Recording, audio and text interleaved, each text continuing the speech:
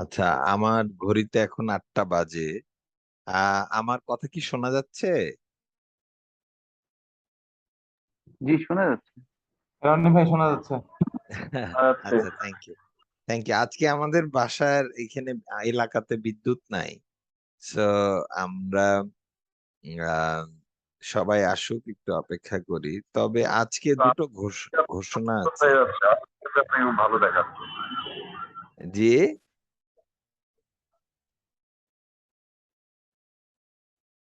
ফজল ভাই কি বলছিলেন?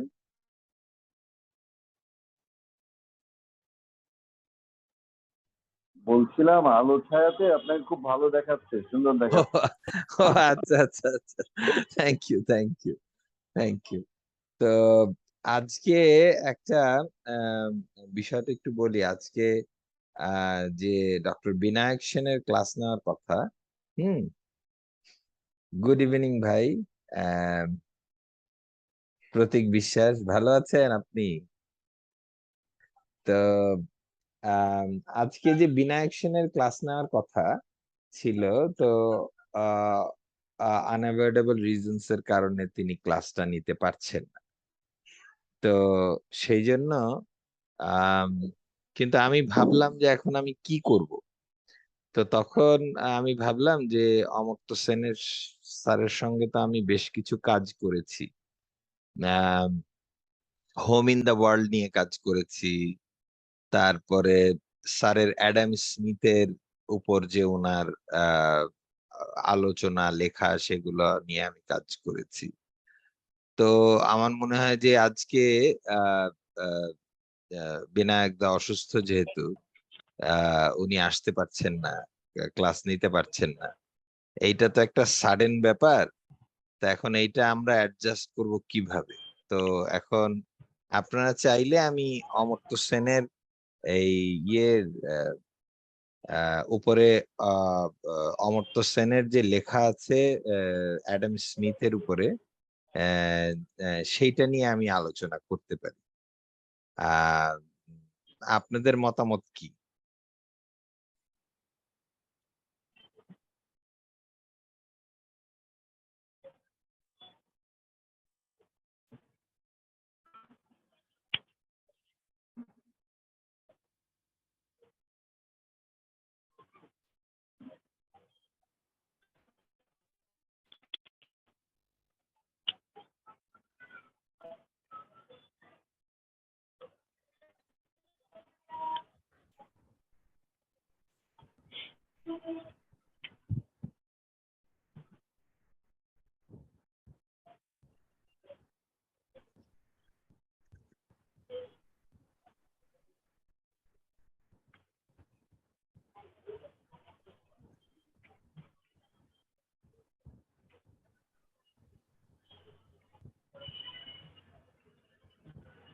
আচ্ছা। তো আহ অনেকে চ্যাট বক্সে লিখছেন যে আমাকে আলোচনাটা করতে।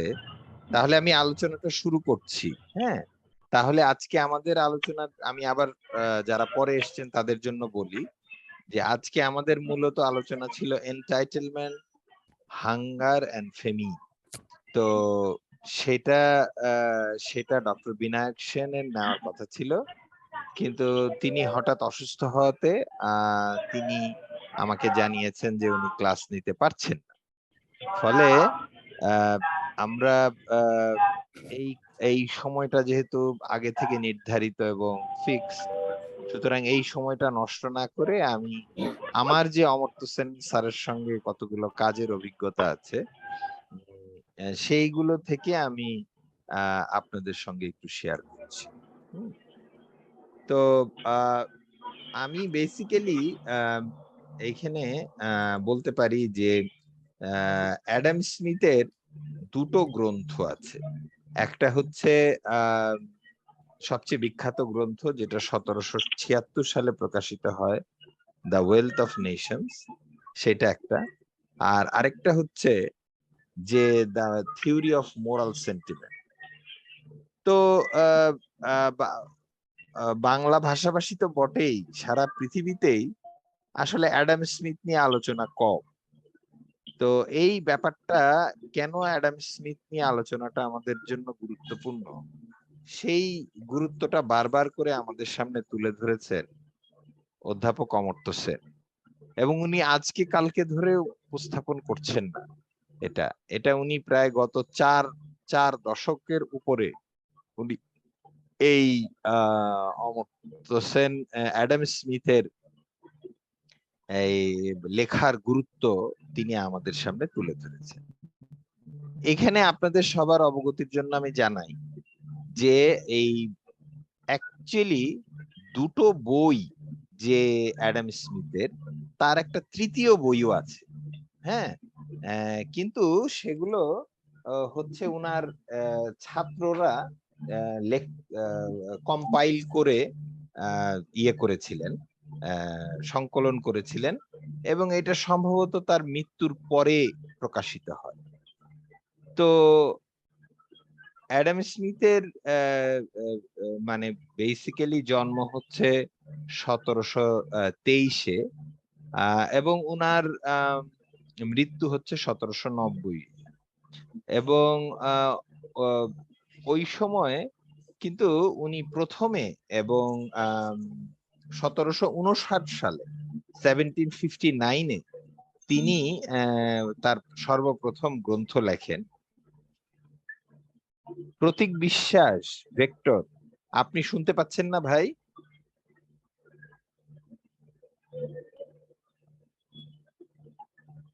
আচ্ছা, সবাই কি শুনতে পাচ্ছেন আমার কথা? জি স্যার, শুনতে পাচ্ছি। আচ্ছা, প্রতীক শুনতে ভেক্টর পাচ্ছি। ভাই, প্রতীক ভেক্টর ভাই শুনতে পাচ্ছেন এখনো? আমাকে মেসেজে জানাচ্ছেন যে এই উনি, আচ্ছা ঠিক আছে, হ্যাঁ আমরা দেখতে এখন, পাচ্ছি, ওনার মনে হয় সমস্যা নাই। হ্যাঁ রাইট রাইট। তো আপনাদের কাছে কেমন লাগছে জানি না, মানে আপনাদেরকে মেইল পাঠিয়েছি, মেসেজ দিয়েছি একটা বিষয়ে, কিন্তু এখন আমি অন্য বিষয়ে আলোচনা করছি, তাও আবার আমি। তো এইটা আসলে পরিস্থিতির কারণে হয়েছে। যারা পরে জয়েন করছেন তাদেরকে আবার বলে নেই যে ডক্টর বিনায়ক সেন হঠাৎ অসুস্থ হয়ে পড়ায় তিনি ক্লাস নিতে অপারগতা প্রকাশ করেন। তখন পরিস্থিতি সামাল দেওয়ার জন্য, মানে হঠাৎ উদ্ভূত পরিস্থিতি সামাল দেওয়ার জন্য আমি সিদ্ধান্ত নিয়েছি যে যেহেতু একটা লম্বা সময়, দীর্ঘ সময় ধরে, আচ্ছা প্রতীক ভেক্টর সাহেব, আপনি লগ আউট করে আবার নতুন করে লগ ইন করেন এবং আপনার হেডফোন বা স্পিকারটা একটু ঠিক করেন। তো তো যেহেতু যেহেতু এই সময়টা যেহেতু আপনারা দিয়েছেন আপনাদের কাছ থেকে, সময়টা যাতে নষ্ট না হয়, সময়টা আমি আন্তরিকভাবে চেষ্টা করছি যে সর্বোচ্চ ভাবে যেন কাজে লাগানো। তো সুতরাং আজকে যে বিষয়টা আমরা ঠিক করেছি, অ্যাডাম স্মিথের চিন্তার প্রাসঙ্গিকতা, বর্তমানের সময়ে তার চিন্তার প্রাসঙ্গিকতা, এটা আসলে অনির্ধারিত একটা বিষয়, এবং এই বিষয়টা তৈরি হয়েছে যে ডক্টর বিনায়ক সেনের অসুস্থতা এবং অপারগতার পরিস্থিতির কারণ। তো যাই হোক, আমরা আমাদের আলোচনায় ফিরে আসি যে আমাদের আজকে তো অমর্ত্য সেন এই বইটার 250 বছর পূর্তি উপলক্ষে পেঙ্গুইন যে বুকস, বিশ্ববিখ্যাত যে পেঙ্গুইন বুকস, তারা থিওরি অফ মোরাল সেন্টিমেন্টকে নতুন ভাবে রিপ্রিন্ট করার উদ্যোগ নেয়। তো তখন অমর্ত্য সেন স্যারকে অনুরোধ করেন যে স্যার যেন এই বইটার একটা ভূমিকা লিখে দেন। তো সেই ভূমিকাটা নিয়ে অমর্ত্য সেন স্যার আমি স্যারের কাছে আগ্রহ জানালে স্যার আমাকে কাজ করার জন্য বলে। তখন আমি স্যারের সঙ্গে এই বিষয়টা নিয়ে আমি কাজ করেছি। সেই অভিজ্ঞতা থেকে আপনাদের আজকে 2-4টা কথা বলব। তো আশা করি আপনাদের সময়টা নষ্ট হবে না এবং আপনারা আপনাদের কাজে লাগতে পারে আলোচনা। তো অ্যাডাম স্মিথের এই একটা জিনিস আমি স্যারের সঙ্গে কাজ করে অমর্ত্য সেন স্যারের সঙ্গে কাজ করে বুঝেছি যে আসলে আমরা অর্থনীতির ছাত্র হওয়ার পরেও এবং আমরা যেখানে আমরা পড়েছি আমাদের পুরো ইয়েতে এডুকেশনাল যে টাইমে আমাদের একাডেমিক টাইমে অ্যাডাম স্মিথের কোনো বই সেভাবে রিগোরাসলি আমাদেরকে পড়ানো হয় এবং ইনফ্যাক্ট বর্তমান যে সিলেবাস সেই সিলেবাসে ইকোনমিক থটকে অতটা গুরুত্ব দিয়ে পড়ানো হয় আর সেইখানে অ্যাডাম স্মিথের সবাই শুধু নামটা বলে যে ওয়েলথ অফ নেশনস কিন্তু সেখানে থিওরি অফ মোরাল সেন্টিমেন্টের কথা আসেই অথচ আমি অমর্ত্য সেন স্যারের কাছ থেকে জানতে পেরেছি এটা আমি আগে জানতাম স্যারের কাছ থেকে জানতে পেরেছি যে আসলে ওয়েলথ অফ নেশনস একটা পপুলার বই এবং এই বইটা অ্যাডাম স্মিথ পরে লিখেছেন সর্বপ্রথম যে বইটা লিখেছেন সেটা বেরিয়েছে 1759-এ 1759 সালে বেরিয়েছে 1759 সালে প্রকাশিত যে theory of moral sentiment basically সেইখানে উনি যে চিন্তার পদ্ধতি এবং এপিস্টেমোলজিক্যাল যে ফ্রেমটা উনি ব্যবহার করেছেন মানে জ্ঞানগত যে পদ্ধতিগত যে ফ্রেম ব্যবহার করেছেন পৃথিবীর সঙ্গে পৃথিবীকে দেখবার বুঝবার এবং বাস্তবতাকে বুঝবার এই ফ্রেমটাই বেসিক্যালি উনি ওনার দ্বিতীয় বই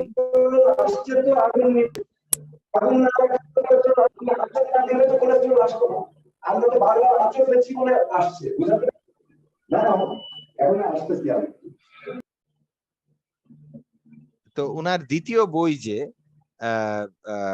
ওনার দ্বিতীয় বই যেটা সেটা হচ্ছে যে এই ওয়েলথ অফ নেশনসে উনি ব্যবহার করেছেন তার মানে অমর্ত্য সেন স্যারের কাছ থেকে আমি যেটা জানতে পেরেছি সেটা হচ্ছে যে মেথোডোলজিক্যাল জায়গায় বা এপিস্টেমোলজিক্যাল জায়গায় উনি কাজটা প্রথমে থিওরি অফ মোরাল সেন্টিমেন্টে উনি বলে দিয়েছেন হ্যাঁ সুতরাং ওয়েলথ অফ নেশনসে উনি এই বইকে যেমন বলা হয় যে বাজারের চ্যাম্পিয়ন বাজার সর্বস্বতার বই স্বার্থপরতার বই মানে অ্যাডাম স্মিথ সম্পর্কে যে এই যে ভুল রিডিং গুলা বা মিস রিডিং গুলো আছে এইটা সম্পর্কে অমর্ত্য সেন স্যারের সঙ্গে আমার কতগুলো আলোচনা থেকে আমি আজকে আপনাদের সঙ্গে তার সঙ্গে আলোচনার যে আমার ভিত্তি সেটার ভিত্তিতে আপনাদেরকে কতগুলো কথা আমি শেয়ার করতে চাই তো প্রথমেই আসি যে অ্যাডাম স্মিথের the theory of moral sentiments এটার আমি বাংলা শিরোনাম করেছি নৈতিক সংবেদনশীলতার তত্ত্ব তো এইটা প্রকাশিত হয়েছে মোটামুটি 250 বছর আজকে থেকে 250 বছর আগে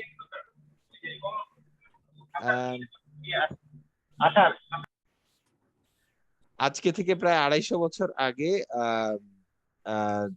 1759 সালে স্মিথ তখন অ্যাডাম স্মিথ ওই সময়টায় তরুণ একজন অধ্যাপক এবং তিনি ইংল্যান্ডের অধীন যে স্কটল্যান্ডে যে ওই যে গ্লাসগো বিশ্ববিদ্যালয় গ্লাসগো ইউনিভার্সিটি অফ গ্লাসগোর তিনি হচ্ছেন শিক্ষক আরেকটা জিনিস আমি বলি অ্যাডাম স্মিথ কিন্তু অর্থনীতির শিক্ষক ছিলেন না কারণ অর্থনীতি শাস্ত্রের তখন জন্মই হয়নি তো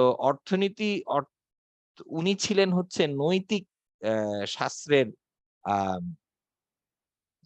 মানে মোরাল ফিলসফির উনি একজন তরুণ অধ্যাপক হ্যাঁ তরুণ শিক্ষক এবং এই তরুণ বয়সে তার প্রথম তিনি যে লেকচার গুলো দিয়েছেন সেই লেকচার গুলো বা আলোচনার উপর ভিত্তি করে উনি একটা বই লিখেছেন আপনারা সকলেই হয়তো বুঝতে পারবেন যে একটা তরুণ বয়সে কেউ যদি বই লিখে এবং সেইটা পাঠকের কাছে কিরকম হবে এটা নিয়ে তিনি অত্যন্ত মনটা খুব তো তখন কচি থাকে মনটা তখন খুব সংবেদনশীল থাকে তো তখন কিন্তু এক ধরনের উদ্বিগ্নতা থাকে তা আপনারা হয়তো জেনে থাকবেন যে অ্যাডাম স্মিথের বাল্য বন্ধু হচ্ছেন এই ডেভিড হিউম দার্শনিক যে ডেভিড হিউম, তো ডেভিড হিউম ছিলেন তার বন্ধু।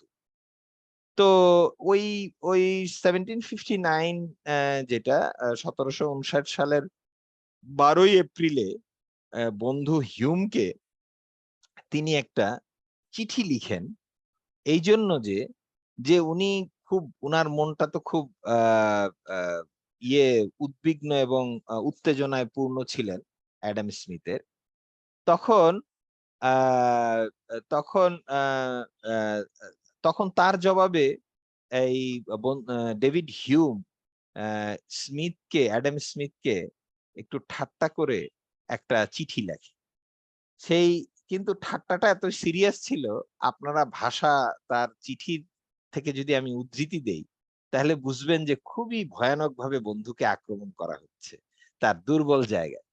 কিন্তু এটা ছিল একটা আহ এক ধরনের আর কি আহ বন্ধুর সাথে বন্ধুর যে এক ধরনের খুনসুটি থাকে সেই ধরনের। তিনি বলছেন, হিউম বলছেন স্মিথকে ওই বই সম্পর্কে প্রতিক্রিয়া জানতে চাইলে স্মিথ তার উত্তরে বলছেন যে দুখাতুর খবরটি শুনতে মানসিকভাবে প্রস্তুত হও বন্ধু, তবে বেদনাদায়ক সংবাদ, যদি প্রস্তুত থাকো তাহলে আমি তোমাকে বেদনাদায়ক সংবাদটি জানাতে পারি। প্রত্যুত্তরে যে স্মিথ তখন বললেন যে ঠিক আছে বন্ধু, তুমি যত বেদনাদায়ক খবরই হও তুমি আমাকে জানাও। এই কথা বলার পরে ডেভিড হিউম তার বন্ধুকে লিখলেন, আহ বন্ধু তোমার দুর্ভাগ্য, আমি কোট করছি, কোট, অবস্থা দেখে মনে হচ্ছে পাঠক তোমার বইটি চরমভাবে প্রত্যাখ্যান করেছে, আনকোট। এবং হিউম এই ক্ষেত্রে আরেকটা জিনিসও বলেছেন, সেটা হচ্ছে যে আহ, সেটা আমি আরেকটা জায়গা থেকে উদ্ধৃতি দিচ্ছি, কোট, তোমার মানে স্মিথের, তোমার গ্রন্থটি নিয়ে কিছু অধৈর্য নির্বোধ পাঠক একদিকে হইচই করেন আর অন্যদিকে শিক্ষিত ভদ্র সমাজ তোমার বইয়ের প্রশংসায় পঞ্চমুখ, আনকোট। এখন এই আহ, আহ, এই যে চিঠি চালাচালি এবং একজন আরেকজনকে খোঁচা দেওয়া বা একটু আহ খুনসুটি করা, এইটা নিয়ে অমর্ত্য সেন পরে বলছেন যে আসলে ঘটনা ঘটেছিল উল্টো। স্মিথের প্রথম বইয়ের সাফল্য সম্পর্কে তার বন্ধু হিউমের একটা ঠাট্টাপূর্ণ মশকরা বা সমালোচনা আহ আপনার হয়তো খারাপ মানে যে কাউরই আসলে খারাপ লাগতে পারে, কিন্তু অ্যাডাম স্মিথের প্রথম বইটা প্রকাশিত হওয়ার পরপরই এর সাফল্য আসে।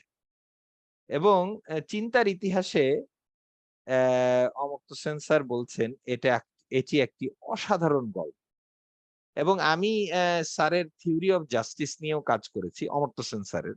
সেখানে আমি অন্য একটা কথা বলি, সেইখানে স্যার বলছেন যে কোন কোন জায়গায় দেখেন দেখেন অমর্ত্য সেন স্যার যে আইডিয়া অফ জাস্টিস নামে যে বইটা লিখেছেন, সেই বইতে তিনি জন রলস, একজন পলিটিক্যাল সায়েন্টিস্ট, তার যে জাস্টিসের যে থিওরি, সেই কন্ট্রিবিউশনটা অনেক বেশি। কিন্তু সেইখানে উনি দেখিয়েছেন কোন কোন কনসেপ্টে, কোন কোন পয়েন্টে, যেমন সে ফর এক্সাম্পল ইম্পার্শিয়াল স্পেক্টেটর, যেটাকে আমরা বাংলায় বলি নিষ্পক্ষ দর্শক। হ্যাঁ, এই এই ধারণা বা আরো কিছু ধারণায়, বিশেষ করে ন্যায্যতার যে ধারণা, সেই ধারণার কতগুলো কম্পোনেন্টের ক্ষেত্রে রলসের বই প্রকাশিত হয়েছে 1971 সালে, আর স্মিথের বই প্রকাশিত হয়েছে 1759 সালে। কিন্তু স্মিথ সময়ের দিক থেকে পুরনো হলে কি হবে, অমর্ত্য সেন দেখাচ্ছেন যে চিন্তার জায়গায় রলসের কোন কোন আইডিয়ার থেকে, হ্যাঁ, স্মিথের 1759 সালে লেখা বইয়ের যে কোন কোন আইডিয়া রলসের চেয়ে অগ্রসর। তো এই জিনিসটা আপনাদেরকে বলে রাখি যে শুধু বই পড়ে আসলেই যে সেটা যে আপডেটেড থাকবে বা অগ্রসর ধারণা থাকবে, সব সময় না, সব ক্ষেত্রে এটা সত্য নয়। দেখা যায় যে চিন্তার ইতিহাসে দেখা যায় যে অনেক সময় আগের বই, আগের চিন্তা অনেক সময় দেখা যায় লেটেস্ট বইয়ের চেয়ে অনেক গভীর এবং অগ্রসর। তো তো যেটা আমি এখন এই কথায় ফেরত আসি যে স্মিথের যে ধ্রুপদী গ্রন্থ, সেইখানে নৈতিক সংবেদনশীলতার যে একটা এই বইটা আমার কাছে আম আ আছে। তো সেই বইটার যে অনুশীলন দেখতে পাই, তা বর্তমান পৃথিবীর জন্য আ অত্যন্ত প্রাসঙ্গিক বলে মনে করেন আ অমর্ত্য সেন। অ্যাডাম স্মিথের অনুসন্ধান এবং বিশ্লেষণ অমর্ত্য সেনের ভাষায়, অ্যাডাম স্মিথের অনুসন্ধান এবং বিশ্লেষণ বিপুলভাবে জ্ঞান জগতে, বিশেষ করে অর্থশাস্ত্রে অ্যা অ্যা অ্যা অ্যা মানে বিপুলভাবে সমৃদ্ধ করেছে। এবং এবং এটা যে শুধু অতীতেই সাহায্য করেছে তা নয়। এটা বর্তমানেও আম আমাদের আ আ আ আ অনেক ক্ষেত্রে আমাদের কিন্তু আমাদেরকে সমৃদ্ধ করে। কিন্তু দেখা যাচ্ছে যে আসলে এই বইটার প্রতি আ বেশি একটা লোক পাঠ করে। তো একটা বই যদি মানুষ উপেক্ষা করে বা পাঠ না করে, তাহলে তো সে জানতে পারবে না যে সেখানে কোন আলোচনা হয়েছে এবং কত মূল্যবান আলোচনা হয়েছে। তো সুতরাং এই বইয়ের দিকে আমাদের মনোযোগ দেওয়া, থিওরি অফ মোরাল সেন্টিমেন্ট, এইটা একটা গুরুত্বপূর্ণ কাজ আ এবং এইটা অত্যন্ত জরুরি একটা কাজ বলে আমাদেরকে আহ্বান জানাচ্ছেন এই আ অধ্যাপক অমর্ত্য সেন। এবং পরবর্তীতে তিনি আম এটা দেখিয়েছেন যে আ অম আ এই বইয়ের মোরাল সেন্টিমেন্ট মানে অ্যাডাম স্মিথের মোরাল অমর্ত্য সেন একবার মজা করে বলেছিলেন যে অ্যাডাম স্মিথের ইনিশিয়াল এএস না? হ্যাঁ? এবং অমর্ত্য সেনেরও ইনিশিয়াল এএস। তো উনি খুব মজা করে বলেন যে অ্যাডাম স্মিথের ইনিশিয়াল আর আমার ইনিশিয়াল একই। হ্যাঁ? এই কথা বলে অনেক সময় অনেক মজা করেন আমরা সেটা শেয়ার করেছি স্যারের সঙ্গে। যাই হোক, তো আ আ এখন আ আ তো স্যার এরপরে যেটা আমাদেরকে বলার চেষ্টা করেছেন সেটা হচ্ছে যে আ এই বইয়ের কতগুলা হিস্টোরিক্যাল মিসরিডিং আছে বা মিসপারসেপশন আছে। যেরকম বইটা 1759 এ প্রকাশিত হওয়ার পরে ব্যাপক জনপ্রিয় হয়েছিল এবং ব্যাপক বিক্রি হয়েছিল। কিন্তু ১৯ শতকের এটা তো ধরেন আ আ ১৮০০ শতকের কথা। ১৮০০ শতকের ধরেন মাঝামাঝি বা একটু আ শেষের দিকের কথা। কিন্তু ১৯ শতকের শুরুর দিকে, একদম শুরু থেকেই মানে ধরেন ১৮০০ ৫-১০ হ্যাঁ? এরকম যেটা ১৯ শতক বলি আমরা। এইটার এই বইটার প্রতি আ আকর্ষণ কিছুটা বা উজ্জ্বলতা কিছুটা হ্রাস পেতে থাকে। এবং যেহেতু ততদিনে 1776 এ পরের গ্রন্থ ওই যে আ আ 'ওয়েলথ অফ নেশনস' অ্যাকচুয়ালি বারবার আমরা 'ওয়েলথ অফ নেশনস' বলি। কিন্তু বইটার প্রকৃত যে শিরোনাম সেটা কিন্তু অনেক লম্বা। প্রকৃত শিরোনাম হচ্ছে 'An Enquiry into the Nature and Causes of the Wealth of Nations'। আমরা শুধু শেষের টুক বলি 'Wealth of Nations'। কিন্তু আ পুরো নামটা আমি আ আ এটা বাংলায় বলা যায় এইভাবে, জাতিসমূহের সমৃদ্ধির কারণ ও প্রকৃতি অনুসন্ধান। এইটা প্রকাশিত হয় ১৭৭৬ সালে।